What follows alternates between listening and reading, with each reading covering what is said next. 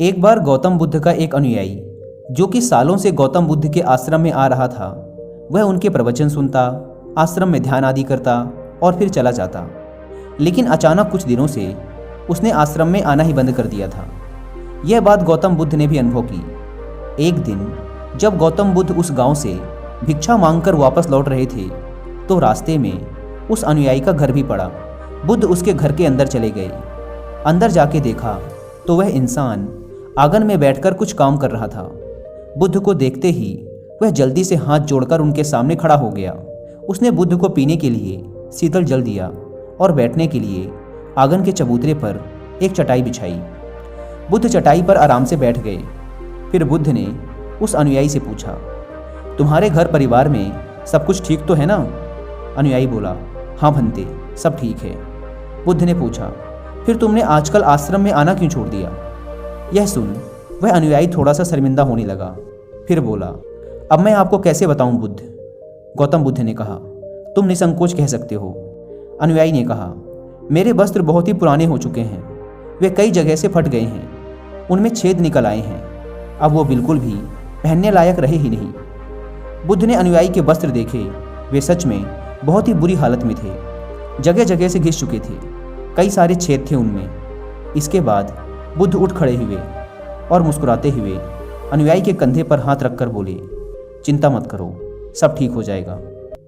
शाम के समय जब आश्रम से सभी अनुयायी बुद्ध के प्रवचन सुन घर वापस जा रहे थे तो बुद्ध ने अपने एक धनवान अनुयायी को रुकने के लिए कहा।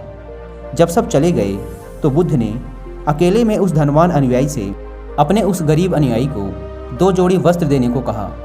धनवान अनुयायी उस गरीब अनुयायी के घर वस्त्र भिजवा देने का वचन देकर वहां से चला जाता है। अगले दिन सुबह वह अमीर अनुयायी उस गरीब अनुयायी के परिवार के हर एक सदस्य के लिए 2-2 जोड़ी कपड़े एक पोटली में बंधवाकर अपने नौकर के हाथ भिजवा देता है, जिसे देखकर उस गरीब अनुयायी का पूरा परिवार बहुत ही खुश होता है। अगले दिन जब वह गरीब अनुयायी दोबारा से बुद्ध के आश्रम उनके प्रवचन सुनने आता है तो अंत में जाते समय बुद्ध उस अनुयायी को रोककर उससे पूछते हैं, क्या अब तुम अपने नए वस्त्रों में आराम से हो? तुम्हें और कुछ तो नहीं चाहिए? अनुयायी ने कहा, पहले तो आपका बहुत बहुत आभार भंते, मैं इन कपड़ों में बिल्कुल आराम से हूँ और मुझे अब और कुछ नहीं चाहिए। बुद्ध ने आगे पूछा, अब जबकि तुम्हें नए वस्त्र प्राप्त हो चुके हैं तो तुमने अपने पुराने वस्त्रों का क्या किया? अनुयायी ने कहा, हमारा परिवार अब से उन्हें बिस्तर में बिछाने और ओढ़ने के काम मिलेगा, अब हम उन्हें ओढ़नी की तरह उपयोग में लेंगे। बुद्ध ने कहा, फिर तुमने अपनी पुरानी ओढ़नी का क्या किया? अनुयायी ने कहा, बुद्ध, मैंने उसे अपने घर की खिड़कियों में पर्दे की तरह लगा दिया है। बुद्ध ने कहा, तो क्या तुमने अपने पुराने पर्दे फेंक दिए? अनुयायी बोला, नहीं भंते, अब मैं उन पर्दों के छोटे छोटे टुकड़े करके उनका उपयोग रसोई में गर्म बर्तनों को उतारने और पकड़ने के लिए कर रहा हूँ। बुद्ध ने पूछा, तो फिर तुमने रसोई के पुराने कपड़ों का क्या किया? अनुयायी ने कहा, अब मैं उनका उपयोग घर में पोछा लगाने के लिए करूँगा। बुद्ध ने कहा, तो फिर तुम्हारे पुराने पोछे का क्या हुआ? अनुयायी ने कहा, बुद्ध, वो पुराना पोछा इतना तार तार हो चुका था कि अब उसका कुछ भी नहीं किया जा सकता था, इसलिए मैंने उस पोछे से एक एक धागा अलग करके दिए के लिए बातियाँ बना ली। उन्हीं में से कुछ बातियाँ मैंने आश्रम में दान कर दी हैं, जो अब आज रात से आपके कक्ष में प्रकाशित होंगी। यह सुन बुद्ध अनुयायी से संतुष्ट हो गए। वे इस बात से बहुत खुश थे कि उनका शिष्य वस्तुओं को बर्बाद नहीं करता, बल्कि उनका सही से उपयोग करना जानता है। गौतम बुद्ध हमेशा अपने शिष्यों को बहुत ही कम चीज़ों के साथ जीवन निर्वाह करने की शिक्षा देते थे। साथ ही उनका ये भी मानना था कि यदि हमारे पास कुछ भी हमारी ज़रूरत से अधिक है तो हमें उसे दूसरे ज़रूरतमंद लोगों को दे देना चाहिए। काश हमारी आज की जनरेशन भी बुद्ध का ये संदेश समझ पाए। आज लगभग हर इंसान अपनी ज़रूरत से अधिक चीज़ें खरीद रहा है, केवल लोगों की देखा देखी में और दूसरों को शो ऑफ करने के चक्कर में। आजकल पुरानी चीज़ों को रीयूज़ करना तो दूर की बात है, हम लाई हुई नई चीज़ों को ही पूरी तरीके से यूज नहीं कर पाते।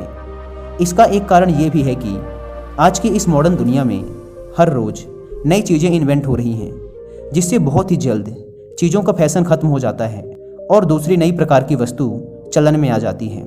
आजकल जब हम कोई फ़ोन या इलेक्ट्रॉनिक प्रोडक्ट लेते हैं तो उनमें कितने तरह के फंक्शन की जांच करते हैं, लेकिन एक सर्वे के अनुसार एक इंसान अपने फ़ोन के 60% फीचर्स कभी यूज ही नहीं करता या फिर बहुत ही कम बार उसे यूज करता है। यानी कि अगर वो फीचर्स ना भी होते तब भी उस इंसान का काम रुकने वाला नहीं था। पर ये तो है मानव निर्मित चीज़ों की बात, लेकिन समझदारी से यूज करने की सबसे ज़्यादा ज़रूरत हमारे प्राकृतिक संसाधनों जैसे पेट्रोलियम, नेचुरल गैस और कुछ बहुत ही महत्वपूर्ण चीज़ें जैसे पानी और बिजली को है।